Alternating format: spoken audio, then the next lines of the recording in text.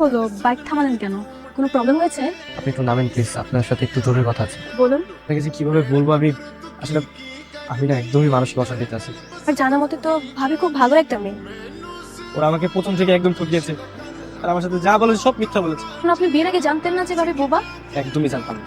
কাজে আমাকে বলেছে অনেক সুন্দর মেয়ে, সুন্দর গান গাইতে পারে, নাচতে পারে, কিন্তু কিচ্ছু না। ও আমাকে দিন রাত 24 ঘন্টা শুধু মারে। আপনাকে মানে এটা কি করে সম্ভব? একজন মেয়ে হয়ে তার হাজবেন্ডকে মানে? আপনি কি পারবেন আপনার স্বামীকে মারতে? আমি জানি আপনি পারবেন না, কারণ আপনি খুব ভালো একটা মেয়ে। আরো তোমার একটা টাইম সরি। সরি কেন? এই যে আপনাকে তুমি করে বললাম, তবে আমি একটা জিনিস কিছুতেই বুঝতে পারছি না। মানে আমার জানা মতে ভাবি খুব ভালো একটা মেয়ে, আর আপনি আমাকে যেভাবে প্রেজেন্ট করতেছেন মনে হয় না ভাবি এতটা খারাপ। প্লিজ তুমি আমাকে বাঁচাও প্লিজ, আমার জীবনটা এবার ধ্বংস হয়ে যাবে। প্লিজ ওকে ডিভোর্স না দাও বলতে আমি শান্তিতে থাকতে পারবো। আপনি বোবা একটা মেয়েকে বিয়ে করেছেন আর সে আপনাকে এমনভাবে অত্যাচার করে? লাভ হবে না, কোনো লাভ হবে না।